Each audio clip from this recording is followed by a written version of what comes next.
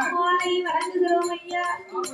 அப்படியாக இருக்கும் போது ஆனை கையிலே பார்வதா தேவி பகவானுடைய இடத்திலே வந்து எட்டு நாளைக்குள்ள 7-8 தோழி பெண்கள் வேணும் என்று கேட்க, அப்ப சிவபெருமான் சொன்னார், ஏய் பார்வதி, நீ ஏன் தோழி பெண்ணை கேட்க, எதுக்கு கேட்கன்னு எனக்கு நல்லா தெரியும். உன் தங்கைமார் 8 பேரையும் கைலாசத்துக்கு எடுத்து வரணும்னு நினைத்து கொண்டிருக்கிறேன். ஆனால் அது என்னால முடியாது பார்வதி. அவ ஒருத்தி 2 பேரா இருக்கா, அந்த காலி 8 பேர் இருக்கிறார். நான் பிள்ளைகளை எடுக்க போவேன். நாகராஜனும் நாகக்கண்ணையும் கோபம் கொண்டு என்ன படம் எடுத்து வருவாங்க. நான் அந்தவே மாட்டு போனா வயிமை இல்லையம்மா. பட்டது போட்டா நான் பொண்ணுன்னு போய் சேர்ந்துருவனே. நான் போய் நாகராஜன் நாகக்கண்ணி பிள்ளைகளை எடுக்க முடியாது. இந்த காரியத்தை செய்வதற்கு ஏற்ற ஆளு உங்க அண்ணனாகிய மாயவன் கோபாலக்கண்ணன் அச்சுதனை வரவழைத்து நாகலோக பட்டணத்துக்கு போய் 8 குழந்தையும் கைலாசத்துக்கு எடுத்து வர சொல்லு. அழிக்க வேண்டுமானால் என் பெருமாள் கோபாலன் கோவிந்தன் வந்தால்தான் முடியும். படைக்கும் அதிகாரம் உண்டே தவிர எடுக்கும் அதிகாரம் எனக்கு கிடையாது. என் பெருமாளை வரவழைத்து 8 பேரையும் கைலைக்கு கொண்டு வர சொல்லி என்று சொல்ல ஆதிபராசக்தி ஆட்டுவண்டி சம்மதித்து அச்சுதன் ஆகிய கோபால கண்ணனை அழைக்க வேணும் என்று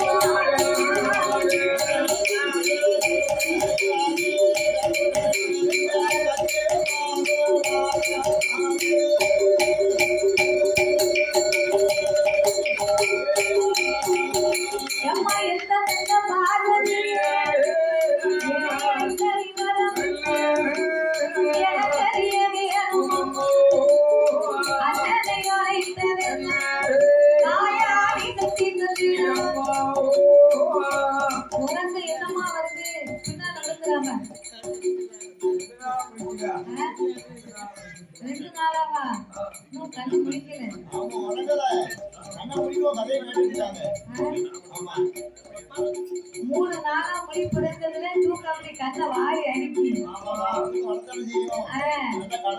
அது ஏற்கனவே முத்தாரம்மா கோயில காத்து நல்ல காத்து, மற்ற இடங்கள்ல உள்ள காத்து கிடையாது.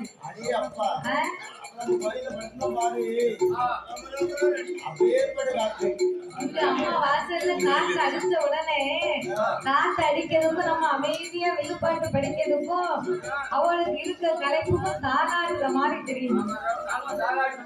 அப்படியே அவ சேர்ந்த விழுந்துறாங்க. அப்படியே சண்டைக்கு வந்தாவும்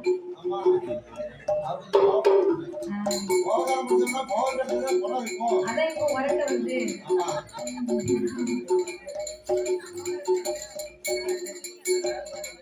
அதனால அவங்களுக்கு தூக்கம் வருது. வருது வந்துக்கோ. சரி தூக்கம் வருதுன்னு நம்ம நினைக்கும். ஆ தூங்குறவங்கள நம்ம தப்பா சொல்லக்கூடாது. என்ன அப்படி கண்ணை முழிச்சுக்கிட்டே இருக்கவங்க கூட கதையை விட்டுருவாங்க. நான் விடுறாங்க கதையா ஆ?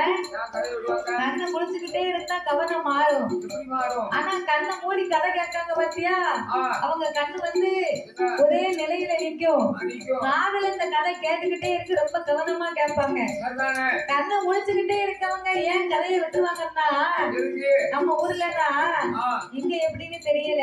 சரி நம்ம ஊரு பொம்பளைன்னா சில பேர் உன்னைய பார்க்காங்க, ஆ என்னைய பார்க்காங்க. ஆமாங்க இந்த உடுக்காரு எப்படி உடுக்கடிக்காரு, ஆ இந்த சாயந்திக்கார் தாத்தா எப்படி படிக்காரு, சரி இந்த பிள்ளை எப்படி படிக்கி ஆமா அப்படின்னு நம்மள பார்க்கும்போது சரி சில பொம்பளை நினைப்பாங்க, என்னய்யா இந்த பிள்ளை அந்த சேலை எங்க எடுத்திருக்கோம் கவி கழிங்க அப்படின்னு நம்ம ஏரியாவில நினைச்சு பார்ப்பாங்க. ஆமா ஆ? சரி இந்த பிள்ளை போட்டிருக்கிறது ஆ தங்கம் போட்டிருக்குமா கவரிங் போட்டிருக்குமா, உதவி பார்த்தா தான் சில தெரியும் பேரு கூப்பிட்டே கேட்டுவாங்க பாத்தீங்க அதானே நம்ம ஊர்ல தான். சரி நாம நினைப்பாங்க இந்த பிள்ளைகளை சோப்பா இருக்க இந்த பீஸ் வாசி பண்ணிருப்பாளோ அப்படின்னு நினைப்பாங்க. பீஸ் வாசி பீஸ் வாசம் அதுதான் எனக்கு தெரியும். பேஸ் வாசம் தான் அவளுக்கு பீஸ் வாசம். பேஸ் வாசி பண்ணிருப்பாளோ உமக்கே நான் தான் முடிக்கிறேங்க இந்த இங்கிலீஷ்லாம் தேவையில்லை. இங்கிலீஷ் தேவையா உமக்கு அப்போ சில பேர் நினைப்பாங்க, என்ன சில பேர் நினைப்பாங்க எப்படி இந்த பிள்ளை சின்ன பிள்ளையா இருக்குமா, இல்ல கல்யாணம் முடிஞ்சிருக்குமா, இல்ல கல்யாணம் ஆயிருக்காதா அப்படின்னு பல விதமா யோசிப்பாங்க பாத்துக்கோங்க. வசனம் நடத்தாலும் செய்வாங்க. யோசிக்கவங்க யோசிப்பாங்க, ஆமா சில பேர் கேட்கவங்களும் கேட்டுவாங்க. ஆமா கேட்டியா இங்க வா அப்ப பார்க்கும்போது கவனம் மாறத்தானே செய்யும். மாறும் ஆனா கண்ணை மூடி இருந்தா அந்த சிந்தனை வராது. வராது. வராது. இவங்க சிரிக்கிற வார்த்தை இவங்களும் அப்படித்தான் நினைப்பாங்க. ஆமா நல்லா தூங்கட்டும். தூங்குங்க. ஆனா வீடான வீட்டை முதல்ல சீதை வரணுமா மூலிகை வரணுமா? யார் வரணும் யார் முதல்ல வரணும்? சீதை தான் வரணும் அட ஊர்கிட்ட மனசன் ஏ சிறப்பு சீரேவி வந்தான்னா காசு கட்டுக்கட்டா பணம் காசு நோட்டு செல்வம் எல்லாம் இருக்கும்.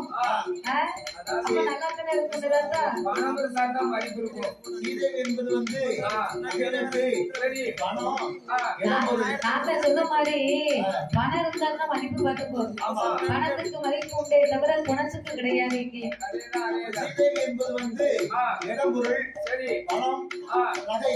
நாங்க ஆமா ஒரு வீட்டுல ஆ ஏகப்பட்ட இடங்கள். சரி நகை வந்து 50 பவுனு, ஆ ரூபா வந்து 50 லட்சம் ரூபாய் இருக்குன்னு வைங்களேன். சரிதான் எல்லாம் வீட்டுக்குள்ள குரல் இருக்கு ஆ இருக்கட்டும். சரி அவன் நகை நட்டு இருந்து பணம் இருந்தாலும் இருந்தாலும் இந்த மனுஷனுக்கு வந்து என்ன தூக்கம் இல்லாம இருந்தா என்ன செய்ய முடியும்? பணம் இருந்து தூக்கம் இல்லையானா என்ன ஆகும்? தூக்கம் இல்லைன்னா போட்டி வந்துடும். ஒரு காய்ச்சல் வருது, ஒரு தலைவலி வருது அப்படின்னா என்ன செய்வோம்? நல்ல ஒரு மாத்திரை போட்டு ஒரு மாத்திரையை போட்டு நல்ல ஒரு கஞ்சியை காய்ச்சி குடிச்சு போரை இழுத்து மூடி 10 நிமிஷத்துக்கு படுத்து உறங்கினாலும் போதும், கொஞ்சம் நல்லா இருக்கும் உடம்புக்கு. உடம்பு நல்லா இருக்கும். ஆமா. ஆமா ஆனா அப்படி தூக்கம் இல்லாம அந்த காசு பணத்தை மட்டும் வச்சு பாத்துக்கிட்டே இருந்தா நமக்கு சரியாயிருமா உடம்பு? சீரை மட்டும் வீட்டுல இருந்தா நல்லா இருக்குமா? நல்லா இருக்காது. மூதைக்கு தான் முதல்ல வரணும். அதனால சிறிதேவி இருந்தாலும் இல்லையோ, மூதேவி நம்ம வீட்டுல குடியிருந்தா தான் நமக்கு நல்ல உறக்கம் வரும். நல்ல தூக்கம் வரும். உறக்கம் இல்லையானா உலகத்துல இருக்க நோய் அத்தனை வந்துருமா. உடம்புல வந்துடும். அந்த உறக்கத்துக்கு அவ்வளவு மகிமை பார்த்துக்கும். அந்த விவரம் தெரியாம வீட்டுக்குள்ள மூதை வந்துரும் அப்படிங்காங்க. மூதேவி வந்துருவா 6 மணிக்கு மேல அப்படின்னு பெரியவங்க எல்லாம் நினைக்காங்க. ஸ்ரீதேவியோட நமக்கு மூதேவி தான் ரொம்ப முக்கியம் பார்த்துக்கோ. மூதைக்கு தான் வந்து விட்டுவிடு. அவ வந்தாக்க உடம்பு நல்ல ஆரோக்கியமா இருக்கும். இந்த விவரம் தெரியாம என் பொண்டாட்டி சொல்லுதான் என்ன பார்த்து என்ன சொல்றா? மூதை என் கிட்ட வராதீங்க. அவ பேரு அவளை மூதேவின்னு சொல்லக்கூடாது. அவளுக்கு ஏன் அந்த பேருன்னா அந்த அம்மா பேரு மூத்த தேவி. மூத்த தேவினா உலகத்துல முதலாவது பிறந்தவா. முதலாவது பிறந்தவனால அவளுக்கு மூத்த தேவி, அவளுக்கு 2வது பிறந்ததுனால அவளுக்கு சிறிதேவின்னு பேரு. ஆமா. அதனால சரி நீங்க தூங்குங்க, நாங்க படிக்கிறோம். காய் வேற கொண்டு வந்திருக்கிய ஒரு தலா. அப்படியாக இருக்க ஆதிவெள்ளி கையிலே பராசக்தியாகப்பட்ட பார்வதி அண்ணனாகிய கோபால கண்ணனை அழைத்த